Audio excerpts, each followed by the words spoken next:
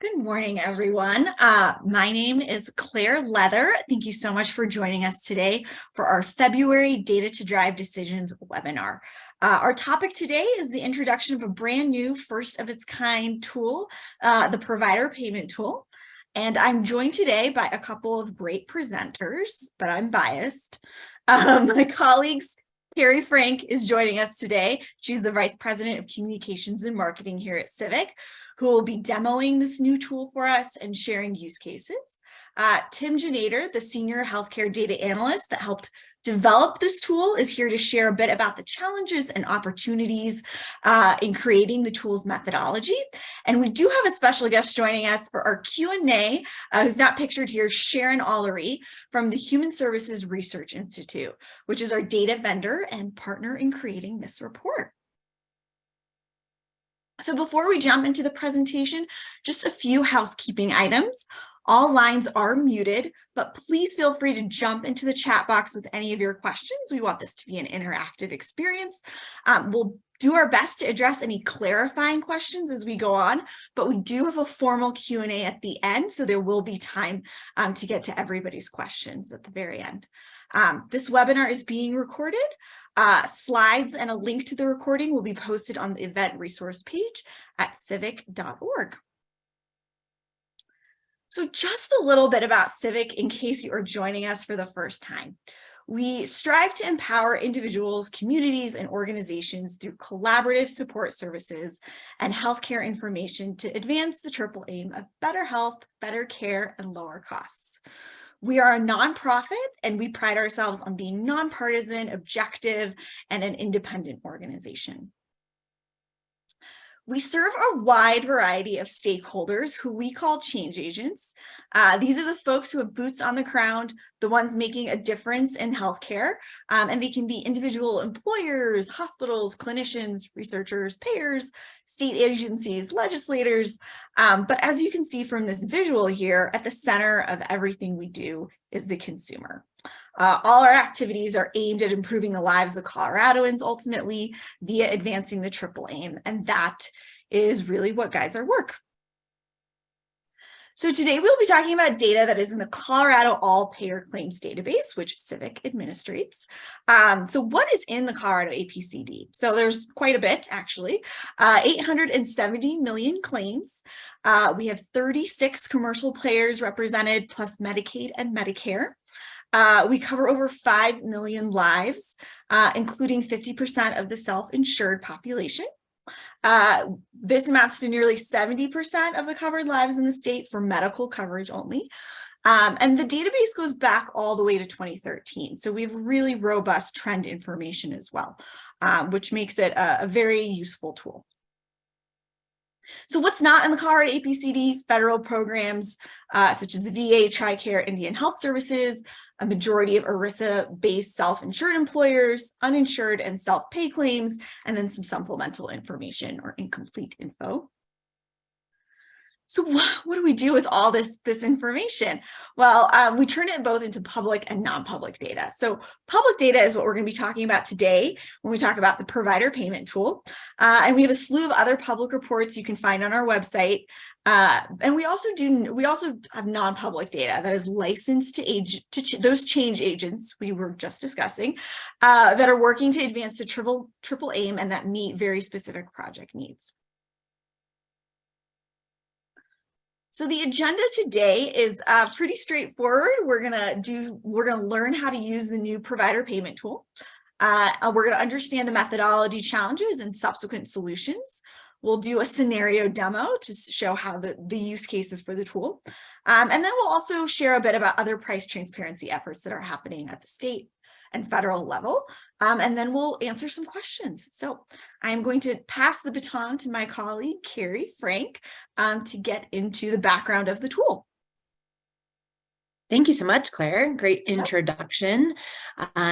I'm really excited to be here to share this new tool that we've created here in Colorado. And as Claire mentioned, it is really one of a kind. There is no other state that has this kind of a tool that shows price information at the provider level that's as robust as it's what we've been able to create. And we really have legislation to thank for the creation of this. It was based on Senate Bill 22068 that was passed last year. And it was titled Provider Tool to View the CO APCD, which is pretty straightforward. We've shortened it to the Provider Payment Tool because that is exactly what it is. The bill requested that we, as the administrator of the APCD, put out price information for Colorado providers based on the different types of services and procedures that occur. And those are all based on CPT and HCPS codes, which are current procedural terminology and healthcare common procedure coding system codes.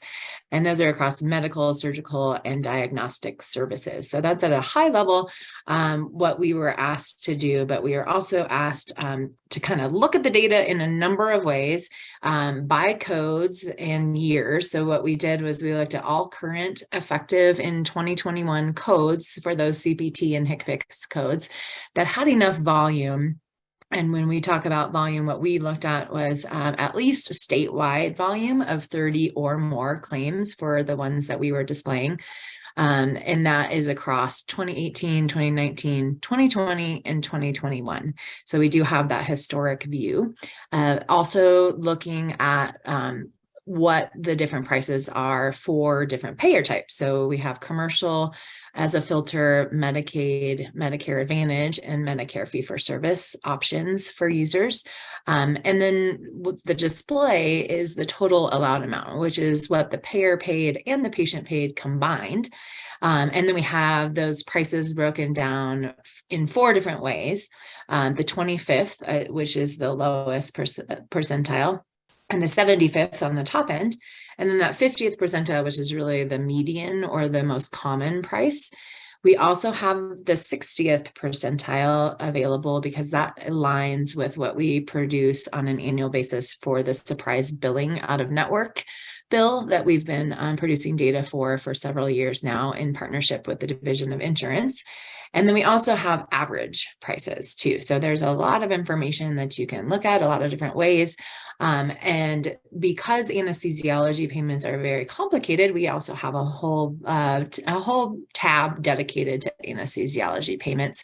And you'll see when we jump out to the demo, which I'm actually going to jump out just to show you a little bit of what I'm talking about. So as we talk about some of the details of the methodology, you'll have a sense of what we're talking about here. So to find this tool, you just go to civic.org and you go to this Get Data tab, and under Public Data and Focus Areas, you'll find this tab for the Provider Payment Tool. We're already on the page now. And similar to all of our reports, we have kind of the overview of where this came from and what the report includes. And some key considerations, which we will talk about here in a second, but a lot of that it just reflects back to what Claire was saying about, anytime you're looking at any of the data that we produce, there are obviously caveats. Not any data set is perfect. This is the most robust claims data set that we have in the state. But again, there are still some things that aren't included that you need to be aware of when you're looking at the report. And here we have, when you actually join the tab first, you will see procedure prices here. And I'm going to erase this so it gives you the default setting. Sorry, I was playing around with it before, and the default setting would look like this. So what you have are the different filters that I was talking about. So 21 through 2018, you can look at the trend information if that's of interest to you. You can also look at the different payer types. So if you're wondering how Medicare payments compare to commercial, that's an opportunity here. The place of service is also an option. So this would be if a provider is providing the service in a hospital setting versus an outpatient setting. And then you get into the geography types as well. And I don't think we mentioned this, but we have statewide information. So you can look all across Colorado, but Colorado is a big state and we have lots of rural and urban, and we have lots of different systems in those areas. So prices can definitely vary across the state. So you can look at DOI region, which is the Division of Insurance region.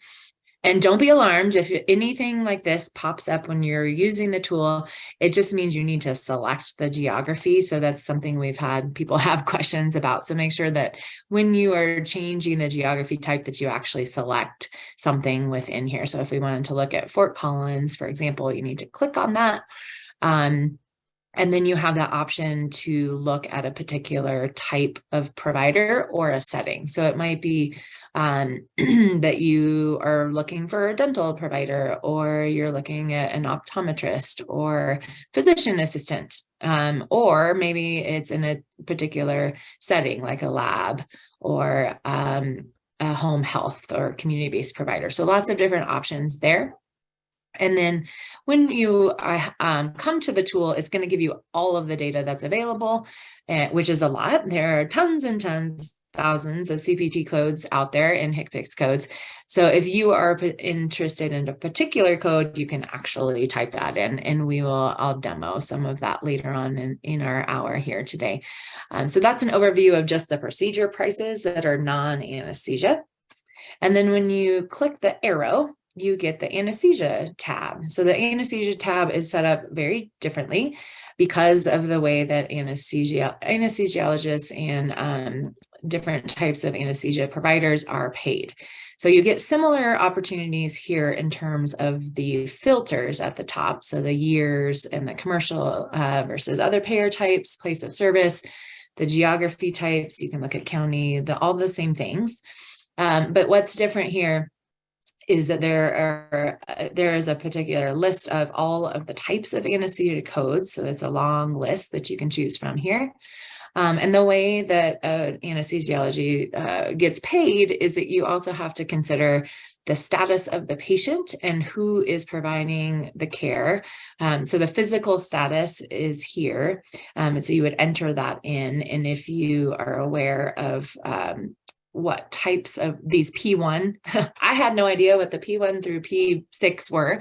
So we have them listed here. So P1 is a normal, healthy patient with no concerns. And then the price modifier actually corresponds to who is providing the service. So if it's performed by an anesthesiologist, then you would click this AA price modifier.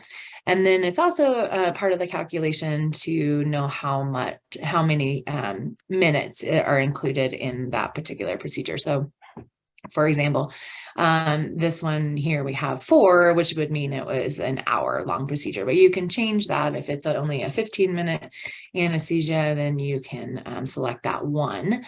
And then the conversion factor that pops up here is broken down between those, 25th, 50th, 60th, and 70th percentile. This is the part that comes from the APCD.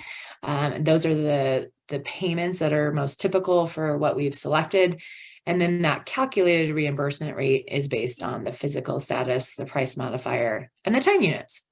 Simple, right? Not so simple. Anesthesiology is complex, but we're excited to be able to put this tool together to kind of help users understand how anesthesia gets paid, and then also to see how that varies depending on the selections that you made. So I'm going to pop back into our slide deck here, and we'll do some scenarios in a minute.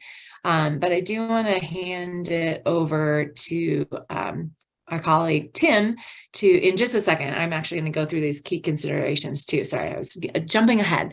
But some of the things that just in terms of when you're looking at this, to understand what you're seeing and what you're not, everything that you just saw on the tool is based on fee-for-service payments only. So those are the claims that we get in that don't include supplemental payments. So anything that happened outside of the fee-for-service world. It does not include capitated payments, and it does not include any alternative payment model information. It's simply the fee-for-service claims that we get. It also only includes payments for in-network providers. We eliminated out-of-network payments so that it was, typical payments that would happen for in-network payments only. And just a note that Medicare fee-for-service does not submit to us when they have paid a claim based on out-of-network providers. So some of the Medicare fee-for-service claims may include some out-of-network providers, but we don't think that there are that many because Medicare fee-for-service doesn't typically pay for out-of-network providers. So we don't think that there are many in the data set.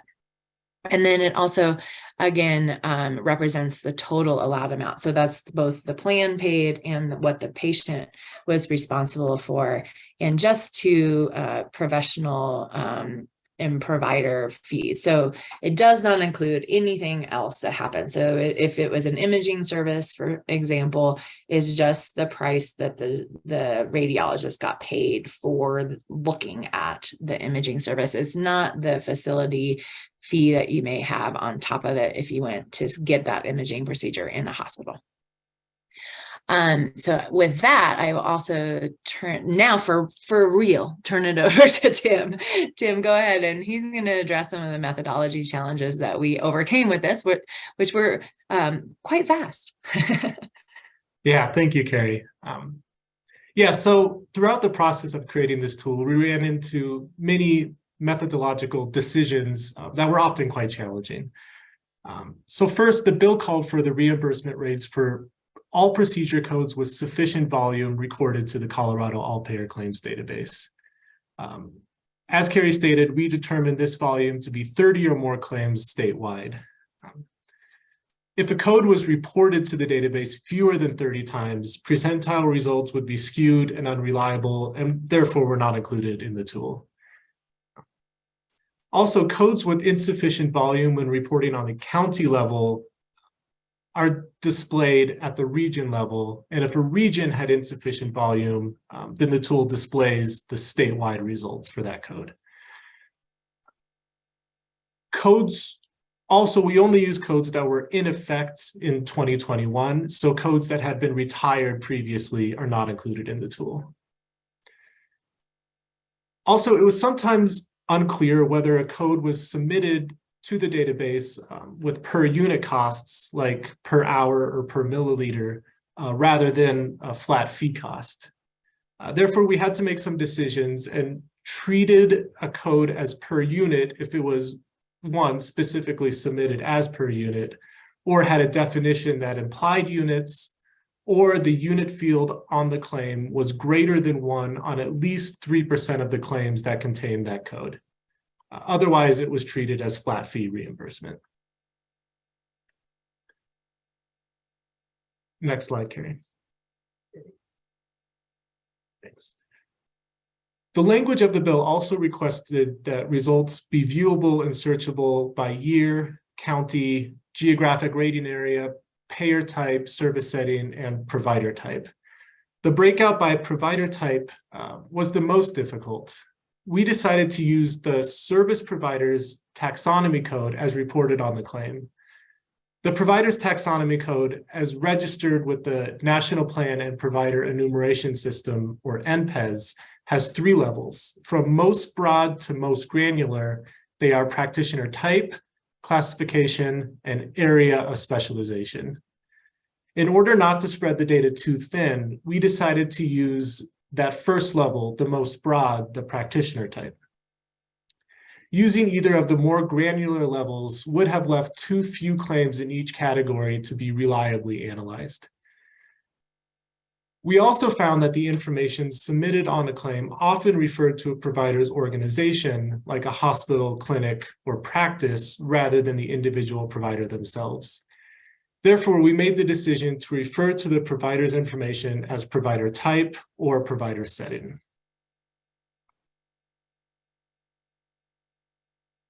A third methodological challenge was due to the intricacies of medical transportation billing.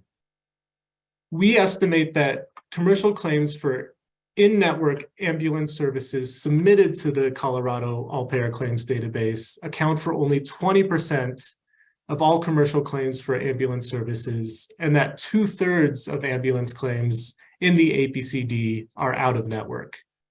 Since this bill specified that the tool provide reimbursement rates for in-network claims, a majority of medical transportation claims are not included.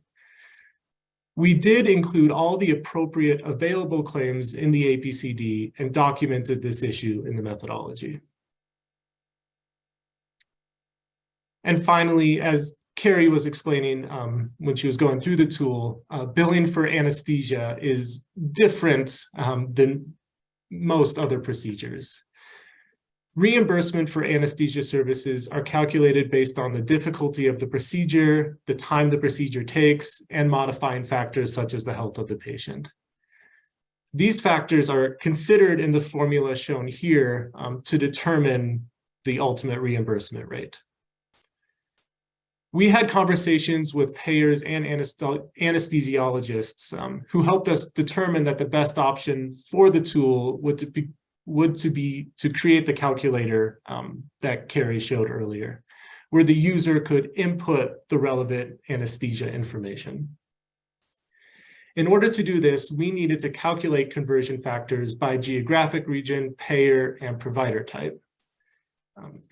However, the time units submitted on anesthesia claims to the APCD, which are needed to calculate this conversion factor, are often quite inconsistent. We thus had to develop a methodology to kind of standardize or clean up this time unit field using information like the submitted unit of measure, the unit value, and the frequency of unit values on the claim. CIVHC has been working with submitting payers to obtain more accurate unit field submissions so that future iterations will not need this cleaning process. The resulting calculator in the provider tool allows the user to input the relevant anesthesia procedure code with its various units to calculate the reimbursement rate percentiles, which Carrie will walk through more in some of the scenarios coming up.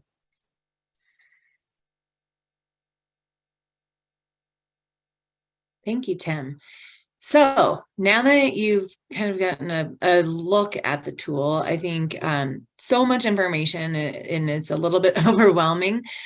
So we've kind of pulled together some potential use cases. So there are many, many use cases, and I'm going to show 3 specific scenarios that you can look at as well. But from a specific audience perspective, we've kind of pulled together some ideas of how different folks might be able to use it. So employers, we think that there's definitely a use case for both self-insured employers who pay for their own insurance as well as fully insured. If you're a self-insured employer, you could look at the payments that are in the APCD and understand, are your payments that you're making for the similar CPTs and HCPS codes to providers, are they, in line with the statewide information, or maybe your county or your division of insurance region? If you're a fully insured or self-insured, you could actually point employees to the tool if there are questions about their bills or how much something might cost up front. So I think a lot of patients are not sure what something might cost, and this is a tool certainly for consumers, and I have consumers down there too, to use the tool to understand what's common and reasonable, either before or after you receive a bill. Payers and providers can certainly use it. That's the original intent, is that providers can look at the tool, but we know payers could also be interested in benchmarking how their payments compare to their peers and to other payers in other regions, and also policymakers. I think there's an opportunity here also to look at variation in payments for procedures across the state and to use the tool when looking at solutions to make healthcare more affordable.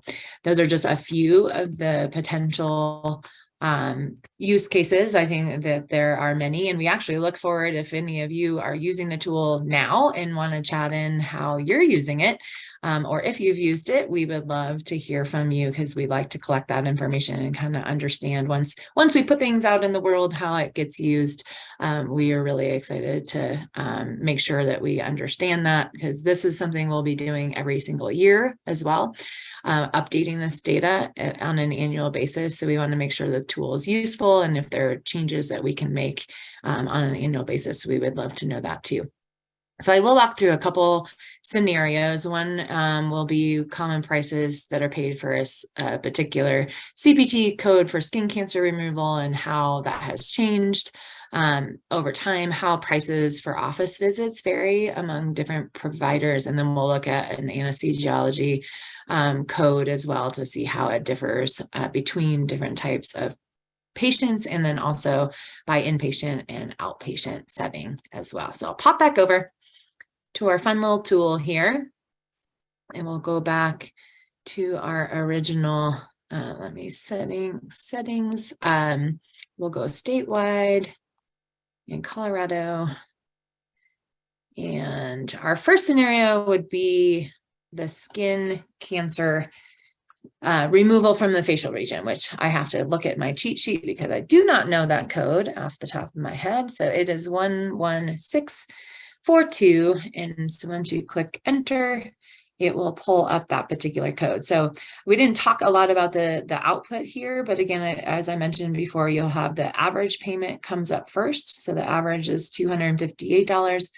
On the low end of that bell curve, so we've cut out outliers on the low end, it's $169. On the higher 75th percentile end, it's $337. The most common or 50th percentile median is $236. And again, to correlate with the out-of-network 60th percentile payment, we've included that here too. As Tim was mentioning, a couple other things that we have here is the payment type. So flat fee means it's just paid based on that particular code. It doesn't matter. Units don't get factored in, and different ways of paying it. So if that is different, it will indicate the payment type here. For this particular one, we are seeing statewide, but if I changed it to a particular county that's small, let's say Alamosa, what happens is if you have this little asterisk, that means that the statewide value is displayed due to low volume. So again, we're always going to show you the most granular information that we can. So if there is enough claims volume in the database to show it at that geography, we will show it. But if not, we will go to the next best. So for this one, we aren't able to show the division of insurance region that Alamosa is in. If that were the case, then it would have this little, I always call it a mountain. I know it has a very particular name, and I always forget what it's called. But you can tell where that data is coming from. So if you are looking at just the statewide information, we're back to that because that's the same for this one. You could look and see, let's see, maybe you're wanting to see if the payments have changed over time. So you can go back to 2018. It looks like that median payment was $231. So not really a lot of change over time, $236 in 2021. But you could also look at it by different payer types as well. So if you're interested to see how much Medicaid pays for it, Medicaid pays $174 for that same procedure. You could look at Medicare Advantage, $142. And some of these might have some modifiers if there's enough information in the database to include that as well. Modifiers just mean it might be a different type of provider, might be a resident or something like that who's providing. There are lots of different modifiers that indicate different things. So that's one particular scenario. We can also look at, let's go back to our commercial here. We can also look at office visits, which are a very common thing. I think it's the most commonly coded service. 99213. And if you hover over, that's for a 20 to 29 minute established patient office visit. So pretty common stuff. You can look and see, this is always going to be the default is specialists and osteopathic providers. But you can look and see, like, let's say you're looking at going to a behavioral health specialist. You can click and see that an office visit is typically $85 with that type of provider. Maybe you're looking at going to a chiropractor. You would, expect to pay roughly $70 for an office visit there if you're an established patient. You can look at physician assistants, about $96 for an APN or a physician assistant.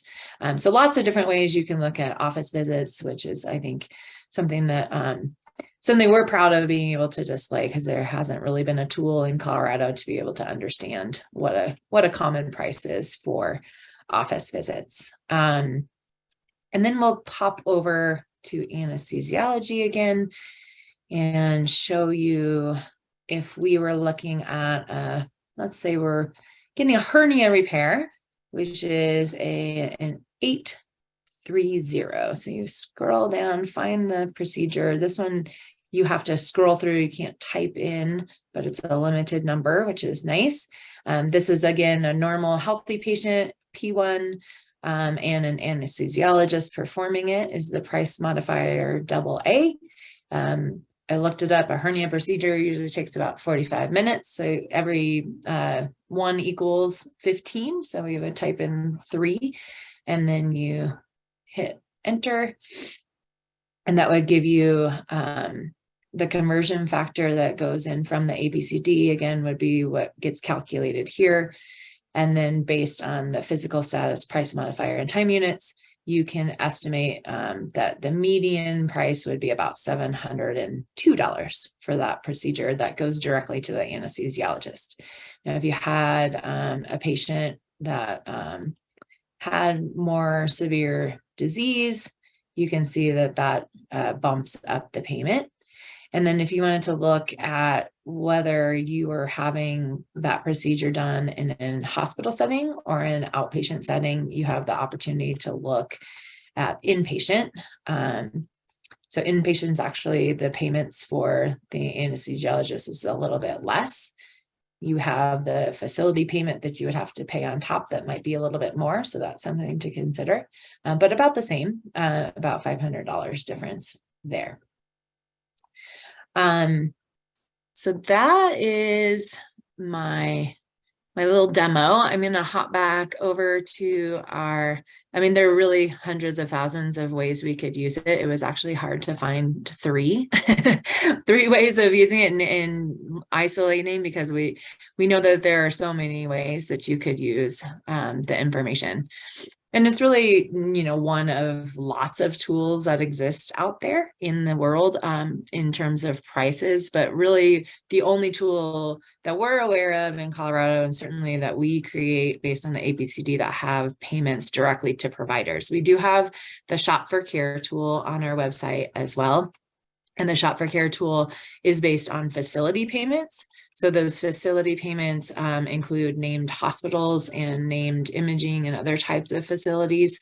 We have information that are, paid amounts, again, for the facilities for shoppable different services. Some of them are just the facility. The imaging services that we have in the Shop for Care tool are only based on the facility fee for the imaging. So it doesn't take into consideration what the provider got paid. You could use the provider payment tool to see what they might get paid on top of what the facility might get paid if you are doing that scenario I mentioned before, where you go and have an MRI, for example, in a hospital. You could see from the Shop for Care tool what the facility payment would be, and you could see from the provider payment tool what the provider payment might be. We also, within the Shop for Care tool, have more common, more difficult, in so many words, procedures like colonoscopy or knee replacement or a delivery, where you have care that happens before, during, and after the actual procedure.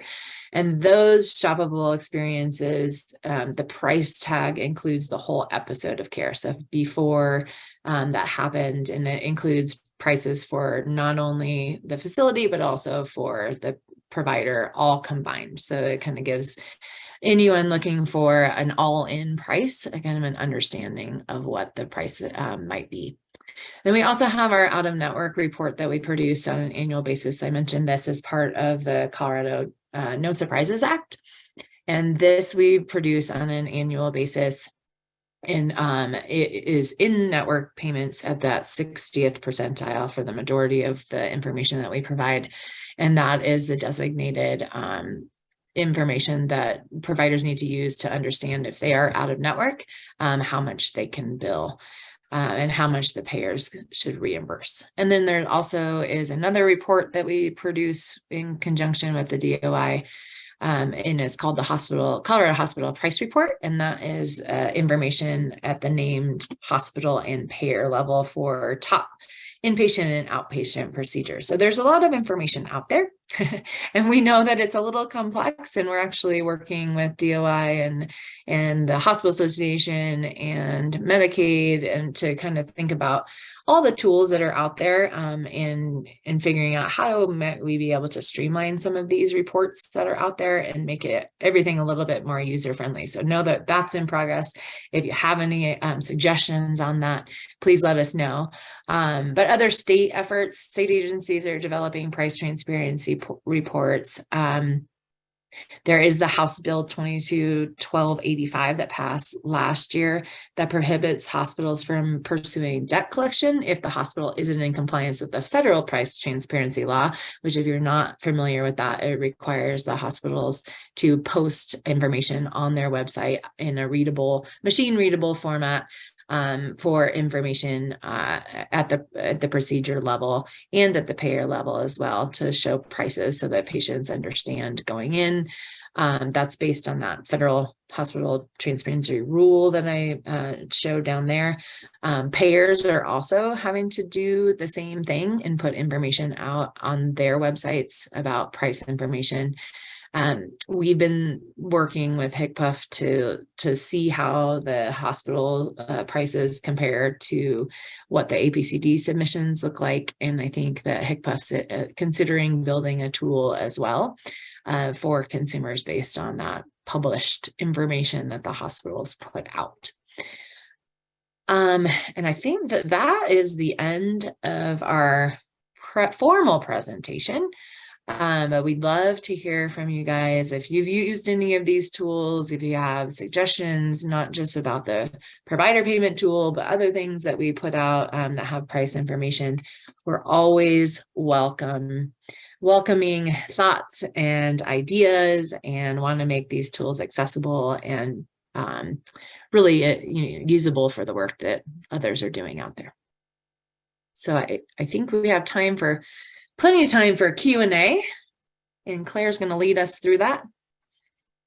Yeah, we did have a question in the chat about who to connect with, about if you have any specific questions. So you can connect with us at info@civic.org for specific things that you're seeing and that you have questions about. Please reach out to us. I also put in my email address in the chat as well. We're always available to talk. This is the first iteration of the report, so we're always trying to make things better. So hearing from you all and your feedback on how you're using the report is great. So please reach out. Yeah, we're happy to take more questions, or if there are any other scenarios you guys want to look at, if you want to type in other things to look at, we would be happy to do that too. We'd also be happy to give you guys time back in your busy days, because we know everyone's busy.